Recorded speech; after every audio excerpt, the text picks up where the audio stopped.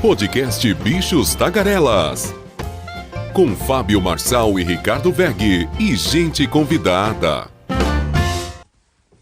Está no ar mais um Bichos Tagarelas, quarta-feira, dia 15 de maio de 2024.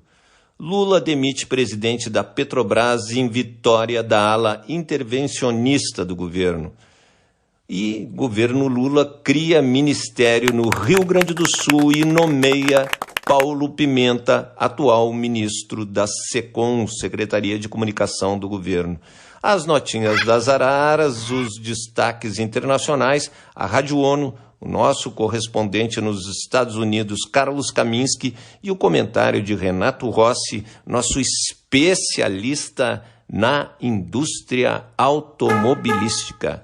Bem, vamos começar a trabalhar. E a substituta de Jean Paul Prats no comando da Petrobras, Magda Chambriard, é engenheira e ex-funcionária da estatal. Comandou a Agência Nacional de Petróleo, Gás e Biocombustíveis, a ANP, durante o governo Dilma Rousseff. É vista pelo mercado como quadro de perfil mais nacionalista do que Prats, que tentou equilibrar sua gestão atendendo às promessas de campanha do presidente Lula, mas sem assustar investidores privados. Chambriard ingressou na ANP ainda no primeiro governo Lula, em 2022, como assessora da diretoria. Ocupou diversas funções na agência até assumir a diretoria geral em 2012. No governo Dilma ficou apenas 4 anos, sendo substituída por Décio Oddone no governo Michel Temer. Sua gestão foi marcada pela retomada dos leilões de áreas para exploração e produção de petróleo no país, 5 anos após a suspensão justificada pela descoberta do pré-sal e a necessidade de adequar as regras à oferta de reservas gigantes no país. Foi marcada também pelas investigações de um dos maiores desastres provocados pelo setor no país, o vazamento de petróleo durante perfuração do poço da americana Chevron na bacia de Campos.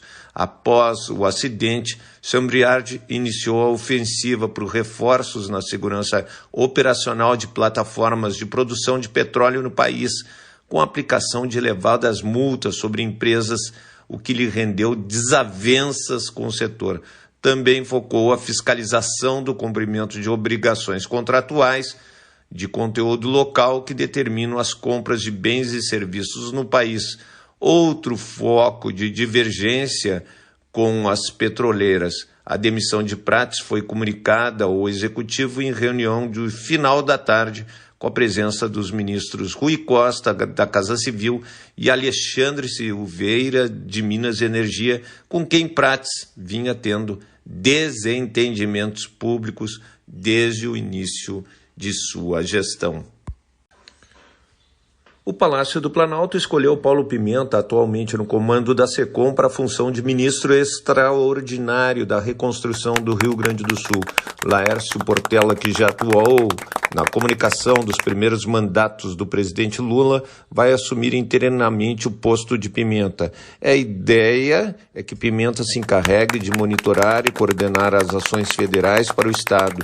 O anúncio oficial deve acontecer ao meio-dia desta quarta-feira, quando Lula vai ao Rio Grande do Sul para visitar as áreas atingidas pelas inundações e anunciar um novo pacote de medidas. A tragédia do Rio Grande do Sul atravancou a estratégia da comunicação pré-definida pelo governo. Incomodado com a reação de oposicionistas às medidas federais, Lula decidiu anunciar no Estado uma série de ações em resposta às críticas. A iniciativa decorre da avaliação de Lula e de integrantes do governo que há falhas no enfrentamento da crise, especialmente nas áreas de comunicação. A principal queixa apontada pelo presidente a pessoas próximas é que o Executivo Federal não consegue obter reconhecimento pelas ações adotadas pelo Estado. Entre as iniciativas do pacote que será anunciado, está a concessão de um voucher de R$5.000 para os atingidos pelas inundações, como antecipamos esta semana, e a inclusão de 20 mil beneficiários do Estado no programa Bolsa Família.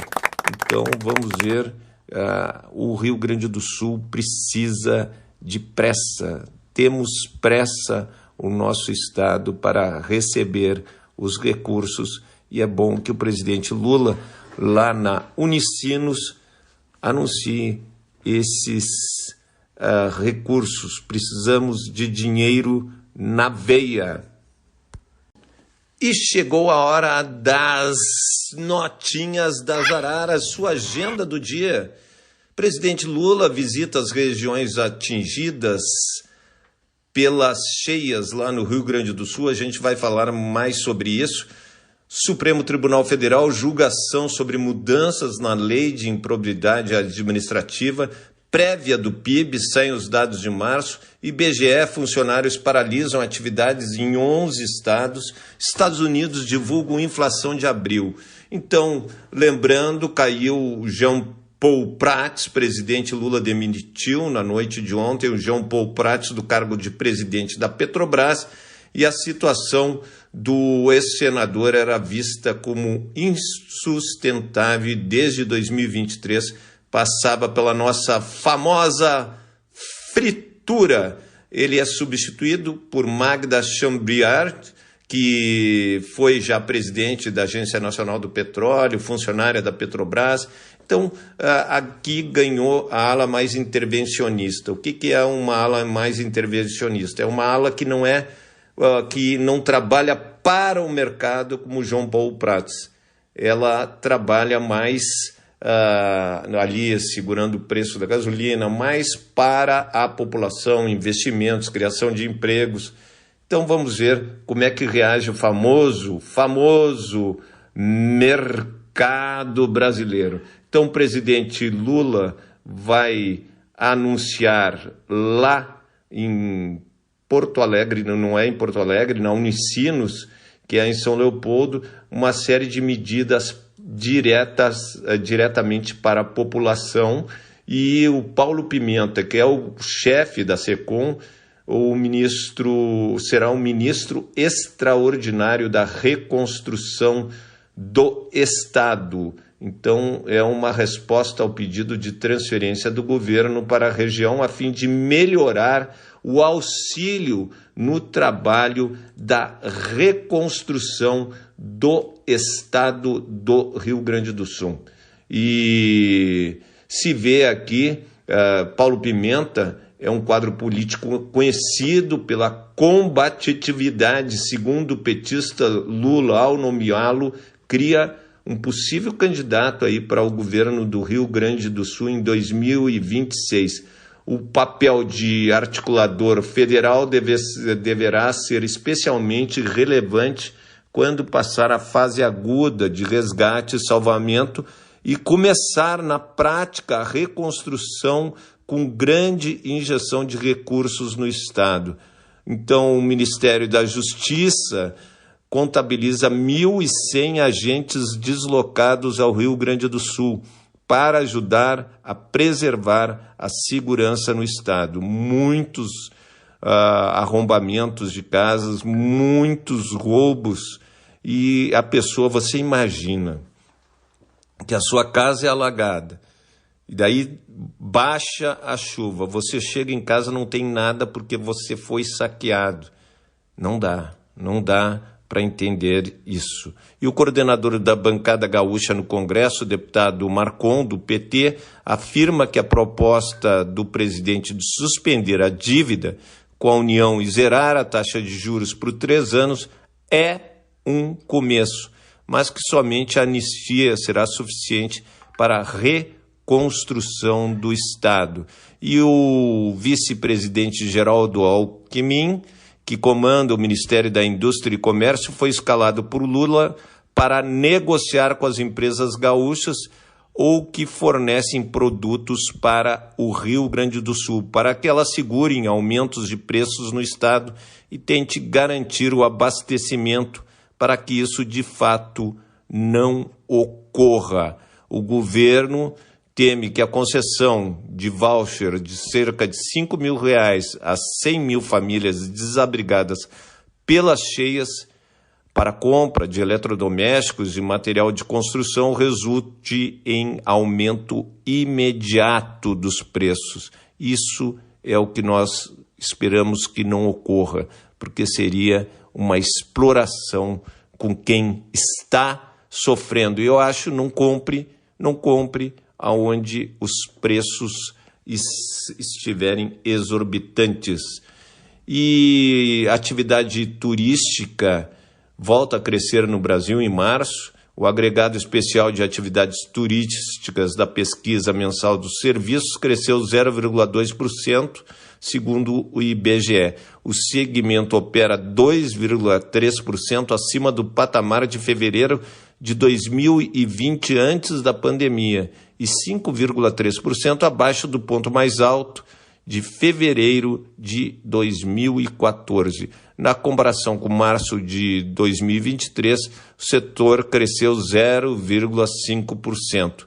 É a 36ª taxa positiva, e isso é importante. E o ex-presidente Michel Temer acusou a oposição no Brasil de não cumprir o seu papel, em vez disso, ter incorporado a ideia errônea, de que, em vez de ajudar o governo por meio de críticas, deve tentar destruí-lo. Então, quem está falando conhece muito. E as enchentes do Rio Grande do Sul afetaram praticamente todas as empresas da região. Segundo a Federação das Indústrias do Rio Grande do Sul, 91% das fábricas do estado estão debaixo d'água e prevê uma década perdida para o estado, e a gente espera que isso tenha uma solução. E vamos às manchetes do mundo, os destaques na imprensa internacional. New York Times: Casa Branca teme que ímpeto da Rússia esteja mudando a trajetória da guerra na Ucrânia. Washington Post: Biden avança $1 bilhão em armas para Israel em meio a tensões por Rafah. Wall Street Journal: mudanças do Hamas para táticas de guerrilha aumenta o espectro de uma guerra eterna para Israel. La Nation: forçado por falta de votos, partido governista atrasa mais uma vez avanço da lei ônibus no Senado Federal. E o País: volta do tema da anistia ao Congresso aproxima o retorno de Puigdemont. Financial Times: Estados Unidos incentiva Estados Árabes a se juntarem à força multinacional para pós-guerra em Gaza. E o governo israelense disse que depende do país árabe do Egito reabrir a passagem de Rafah e permitir a entrada da ajuda humanitária em Gaza. Para o Egito, Israel tenta transferir a culpa. A ajuda está travada na fronteira desde que Tel Aviv assumiu o controle em 7 de maio. Então ninguém entra, é um negócio criminoso o que estão fazendo com a população da Palestina. E a ONU, a Organização das Nações Unidas, disse que a operação terrestre de Israel e as ordens de evacuação do local promoveram uma fuga em massa da cidade que abrigava mais de 1 milhão de pessoas. Estão fazendo, além de bobas, essas pessoas de um lado para o outro que Israel está fazendo, estão matando muitas crianças, mulheres, e isso é inconcebível.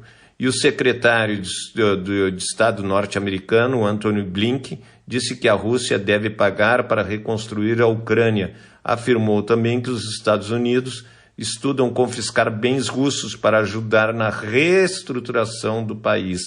E o presidente da Rússia, Vladimir Putin, fará uma visita de Estado ao líder chinês Xi Jinping amanhã. Deve permanecer no país até sexta-feira. Será a primeira viagem de Putin ao exterior desde que foi reeleito em 18 de março. E lembrando que saem os dados de abril da inflação americana.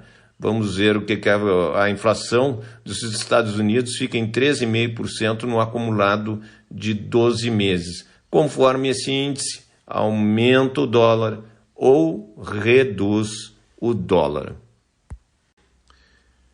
E vamos aos destaques da Rádio ONU, diretamente de Nova York. O representante especial do secretário-geral na Líbia, Abdullah Bateli, disse em entrevista para a ONU News que não será possível alcançar uma solução no país enquanto houver monopolização do processo político. O representante da ONU, que está encerrando seu mandato, alertou que os líderes de transição ao longo do último período continuaram a competir e não estavam realmente interessados na estabilidade do país. A nação rica em petróleo tem enfrentado múltiplos desafios desde a derrubada do presidente Muammar Gaddafi em 2011. O adiamento das eleições nacionais, originalmente planejadas para dezembro de 2021, aprofundou ainda mais a crise. Em novembro passado, o representante especial convidou líderes das 5 principais instituições da Líbia para diálogos que superassem o impasse. Participaram o Governo de Unidade Nacional, a Câmara dos Representantes, o Alto Conselho de Estado, o Exército Nacional Líbio e o Conselho da Presidência. Na entrevista para a ONU News, Bateli observou que estas figuras-chave na Líbia ainda não estão dispostas a participar de um processo de negociação abrangente ou acordo de paz. Ele apelou aos atuais líderes para que tenham consciência da história e pensem no futuro do país, pedindo que assumam responsabilidade moral.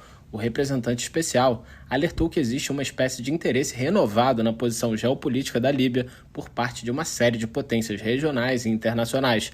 Ele afirmou que isso é resultado de uma série de crises internacionais e regionais, incluindo a guerra na Ucrânia, o agravamento das crises em países como Mali e Burkina Faso e o afluxo de refugiados ao Chad. Bateli ressaltou que, enquanto os principais partidos da Líbia forem apoiados de uma forma ou de outra por partidos externos, não será possível ter uma solução. O chefe da missão das Nações Unidas na Líbia disse que a situação de segurança se tornou mais preocupante para os cidadãos à medida que diferentes grupos competem por mais poder e mais controle sobre a riqueza do país. Ele acrescentou que os líbios aspiravam à democracia e à liberdade, mas com as rivalidades entre os líderes, as tensões crescentes e a competição entre grupos armados, o espaço democrático está encolhendo cada vez mais. Da ONU News em Nova York, Felipe de Carvalho. E o Carlos Kaminski, que sempre está embaixo do mau tempo lá em Nova York, faz, neste momento, o seu comentário. Estou lhe ouvindo, Carlos Kaminski. Olá, Ricardo Veg, olá, Fábio Marçal, olá, Renato Rossi, bichos tagarelas, aqui Carlos Kaminski, de Nova York. E Vladimir Putin apoia o plano de paz da China na Ucrânia, diz que Pequim entende o conflito. O presidente russo Vladimir Putin, em uma entrevista publicada no início desta quarta-feira, disse que apoiou o plano da China para uma solução pacífica da crise na Ucrânia, dizendo que Pequim tinha uma compreensão completa do que estava por trás da crise. Putin, falando com a agência de notícias chinesa Xinhua, antes de sua visita a Pequim esta semana, disse que a Rússia permaneceu aberta ao diálogo e negociações para resolver o conflito de mais de 2 anos. O plano da China e outros princípios divulgados pelo presidente Xi Jinping no mês passado levaram em conta os fatores por trás do conflito, disse Putin. Somos positivos em nossa avaliação da abordagem da China para resolver a crise ucraniana, disse Putin. De acordo com uma transcrição em russo no site do Kremlin, Em Pequim, eles realmente entendem suas causas profundas e seu significado geopolítico global. E os principais adicionais estabelecidos por Xi em negociações com o chanceler alemão Olaf Scholz foram passos realistas e construtivos que desenvolveram a ideia da necessidade de superar a mentalidade da Guerra Fria. Pequim apresentou um documento de 12 pontos há mais de um ano, que estabeleceu princípios gerais para acabar com a guerra, mas não entrou em detalhes. Recebeu uma recepção morna na época, tanto na Rússia quanto na Ucrânia, enquanto os Estados Unidos disseram que a China estava se apresentando como um pacificador, mas refletindo a falsa narrativa da Rússia e não condenando sua invasão. O ministro das Relações Exteriores da Rússia, Sergei Lavrov, no mês passado, chamou a proposta de plano razoável que a grande civilização chinesa propôs para discussão. Os principais adicionais de Xi exigem um resfriamento da situação, condições para restaurar a paz e criar estabilidade e minimizar os impactos na economia mundial. A Rússia vê o conflito como uma luta contra o Ocidente, que não levou em conta as preocupações de segurança de Moscou, promovendo a expansão para o leste da OTAN e a atividade militar perto de suas fronteiras.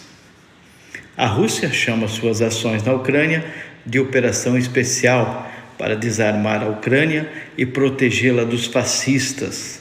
A Ucrânia e o Ocidente dizem que a alegação fascista é infundada e que a guerra é um ato de agressão não provocado.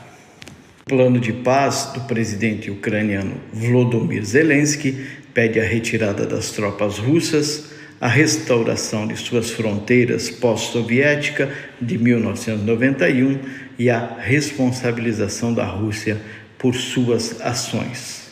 Uma Crimeia da Paz está agendada para a Suíça em junho, mas a Rússia não é convidada. Descarta a iniciativa como sem sentido e diz que as negociações devem levar em conta novas realidades. A China participou de algumas conversações preparatórias para a cúpula e a Ucrânia fez grandes esforços para persuadi-la a participar. Essa é a nossa informação de hoje. Esperamos que esse conflito chegue ao fim o mais rápido possível, para que não só a paz no mundo comece a dar resultados na economia, para que os países possam ter mais tranquilidade, mais desenvolvimento, e que também o outro conflito que ocorre no Oriente Médio entre o Israel e o Hamas possa chegar a um final o mais breve possível. Essa é a informação de hoje. Um forte abraço a todos. Chegou o momento de ouvir, de aumentar o volume do rádio, porque Renato Rossi, nosso especialista na indústria automobilística, vai fazer agora o seu comentário. Amigos de Bichos Tagarelas, é quarta-feira, meio de semana, nós finalmente tivemos ontem um dia de sol, o sol voltou a Porto Alegre, muito frio, foi ontem uma noite gélida aqui em Porto Alegre, temperaturas abaixo de 5 graus centígrados, parece um inverno meio extemporâneo entrou e tudo faz parte desta loucura climática mundial incentivada pelo aquecimento global, onde não existe mais patterns, não existe mais nenhum padrão climático de nada. Tantos países, as regiões estão bem, como amanhã essas regiões podem amanhecer mal ou amanhecer com catástrofes inacreditáveis. É o caso, por exemplo, de todo o meio oeste, toda a região de planícies ali nos Estados Unidos, no meião dos Estados Unidos, que estão sendo afetados por tornado, mas são ondas de tornados com 50, 60, 80 tornados. Nunca houve isso na história dos Estados Unidos da América, com uma destrutividade total. Agora teme-se de novamente vai entrar o verão norte-americano. O nível de poluição dos Estados Unidos da América não diminuiu de 3, 4 anos para cá, nem 1 centímetro diminuiu. Pelo contrário, na era Trump, nos 4 anos do Trump, houve um aumento de poluição da ordem de 50%, porque o Trump mandou reabrir as minas de carvão, ele mandou que a indústria automobilística construísse veículos grandes com motores 8 cilindros, poluidores, deu subsídios para que as montadoras fabricassem esse tipo de veículo a gasolina. O Trump disse que o carro elétrico é a maldição dos Estados Unidos da América, ele vai tirar o emprego dos norte-americanos. Não é nada disso, mas na visão tosca, tacanha, primitiva de Donald Trump e mal intencionada, qualquer novidade tecnológica que seja superior àquilo que os norte-americanos produzem, ele vai contra, né? Ele começou com aquela história de American First, né? Os produtos norte-americanos em primeiro lugar. Aí é difícil, né? Mesmo hoje é difícil comprar um produto norte-americano se ele é pior que o similar estrangeiro. E ao colocar ontem tarifa de 100%, a tarifa se espalhar pela economia americana do Joe Biden, que agora passa a se chamar Joe Trump, né? Porque está fazendo a mesma política de confronto tarifário com a China que o Trump fez, com péssimos resultados no país. E agora botando 100% de aumento em cima dos carros elétricos chineses. Mas numa cegueira absurda, porque os chineses estão entrando nos Estados Unidos, também gerando empregos, também se instalando em regiões do México, eles estão se instalando. Aí é o grande medo do Trump, do Biden, e se instalando também em regiões norte-americanas para construírem fábricas, inclusive em colaboração com montadoras norte-americanas. A primeira colaboração já está indo para o mercado americano, não é nem hoje, nem amanhã, nem ontem. Agora, nos próximos dias, já teremos a Leap Motor com seu SUV. Primeiro produto é o C10, que vai entrar no mercado americano. Um SUV de porte médio-grande, vão vender por um preço altamente competitivo. Os chineses colocam tecnologia de ponta em carros que não são elitizados. É impressionante um carro de preço médio que vai sair no mercado americano não mais de 30 a 40 mil dólares, ter, por exemplo, um conjunto de radares a LiDAR. São radares que estão aí tridimensionais, que estão inclusive em naves espaciais. Eles colocam porque eles podem colocar devido à imensidão no mercado interno da China, que está marchando para produzir 30 milhões de carros por ano. Vocês imaginam um país produzir 30 milhões de carros por ano. É um negócio verdadeiramente absurdo, quando se sabe que o país, com a extensão do Brasil, que é um continente, produz não mais que 2 milhões. Então, continua sendo a China o Eldorado para qualquer montadora. Inclusive, essa história que foi revelada ontem pela imprensa mundial sobre a nova farra das tarifas, que pretende conter a invasão chinesa dos Estados Unidos da América, uma história velhíssima, não é de hoje. Trump tentou a mesma coisa, como eu disse, o carro norte-americano chegou a ficar 8 mil dólares mais caro na medida que ele taxou os carros chineses, e ele taxou não em 100%, ele colocou de 50% a 60%, todo mundo criticou o Trump. Agora o Joe Trump, era Biden, virou Joe Trump, coloca uma tarifa de 100%. Quer dizer, a China já disse que vai retalhar comercialmente os Estados Unidos da América. E ela pode, porque grande parte, por exemplo, dos chips que alimentam a indústria automobilística norte-americana são fabricados em Taiwan, mas também pela China. Ela é hoje uma mestra da fabricação de componentes eletrônicos. Os próprios radares LiDAR, utilizados pela indústria aeroespacial norte-americana, são fabricados na China. Agora vamos estar aí nesse carro da Leapmotor. Essa Leapmotor é a maior pulo do gato que uma montadora deu, que foi o Stellantis, que é um conjunto de 14 marcas, não é uma montadora, é um conjunto de marcas cujo maior capital ainda está nas mãos da família Agnelli, dos fundadores, do Gian Agnelli, que foi o fundador da Fiat. Trilhardários que moram lá nas colinas de Torino, né, em mansões espetaculares, né? Eu estive em Torino 4 vezes, eu vi aquilo lá com os meus olhos, ninguém me contou. Realmente eles vivem em verdadeiras cidadelas. Você pode passar perto, mas você não pode chegar muito perto, não. As estradas são extremamente vigiadas, porque lá tem muita máfia também, e botando trilhardários a morarem ali em Torino é um tremendo petisco, né, para um sequestro da máfia.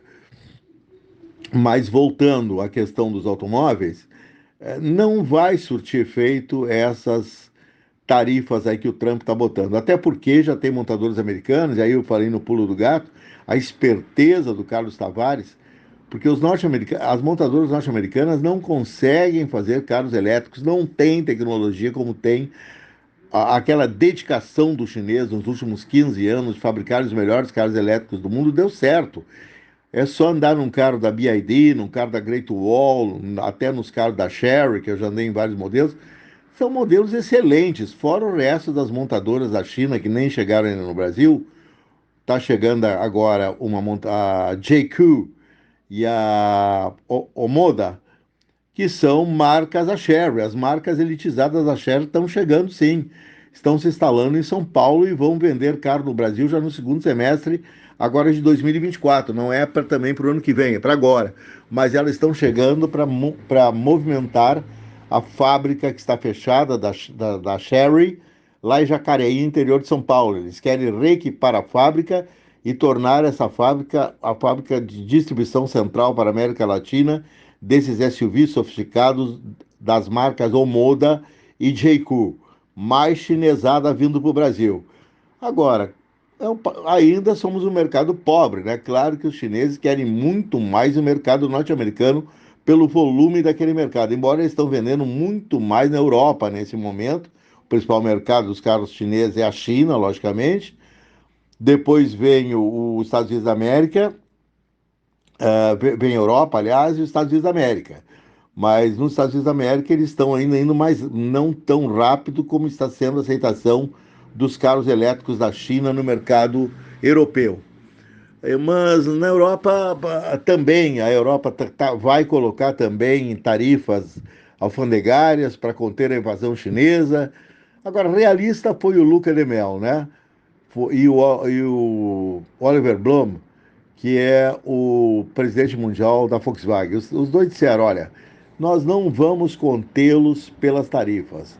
A única maneira de conter os chineses, nos associamos a eles, produzimos carros tão bons ou melhor que os deles, e aí nós vamos nos manter no mercado. Enfrentá-los ou tentá-los tirar dos mercados da Europa e dos Estados Unidos da América através de tarifas é uma coisa que não vai dar certo.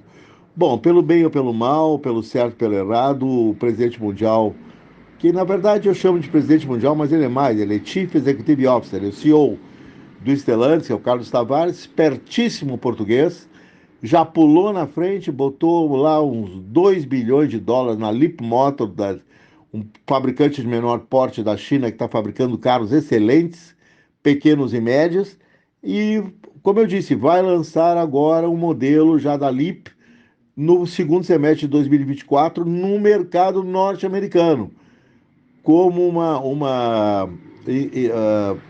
como se fosse um braço da Chrysler, que é uma das marcas, ou da Jeep. Ele pode escolher ali para onde os chineses vão se associar.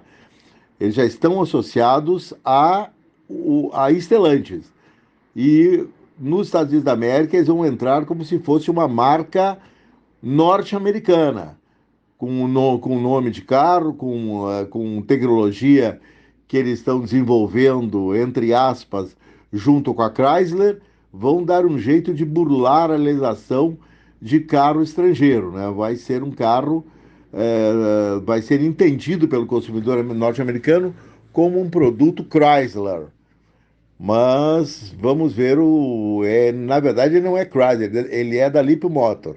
Então, a Chrysler, as marcas do Stellantis que estão atrasadas na eletrificação, se valeram do chinês, se associaram ao chinês e conseguiram agora ter belos modelos elétricos no mercado americano que são de origem da Lip Motor, nem da Chrysler, nem da Jeep, são de origem chinesa. Esta é uma maneira esperta, se associando aos chineses, de enfrentar a chegada dos chineses em qualquer mercado mundial. Agora, não tendo tecnologia e tentar fazer com que o consumidor pague muito mais caro por um carro americano, mesmo que ele seja híbrido ou mesmo seja elétrico, mas é inferior na tecnologia ao carro chinês, o norte-americano, que é bastante conhecedor de automóvel, não vai comprar. E tanto no mercado americano como no mercado europeu, o crescimento do carro elétrico está sendo geométrico. Novo encontro com vocês amanhã. E acabou-se o que era doce. Agradecer Cielito Rebelato Júnior, craque em publicidade, nosso editor. Agradecer também ao Ricardo Egg, nosso diretor, produtor e tudo para o Bichos Tagarelas. Ao Renato Rossi, ao Carlos Kaminski, à Rádio ONU e você, ouvinte. Sem você, nós não somos nada. Obrigado pela audiência. E aquilo, passe e repasse o Bichos Tagarelas para os seus amigos, inimigos, conhecidos, pai, tia, a tia do Zap. Passe o Bichos Tagarelas, que nós precisamos da audiência para continuar existindo.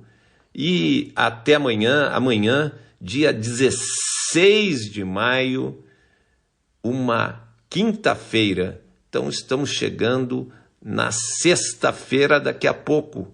E eu adoro a sexta-feira. Qual é o dia da semana que você mais gosta? Fica essa pergunta no ar.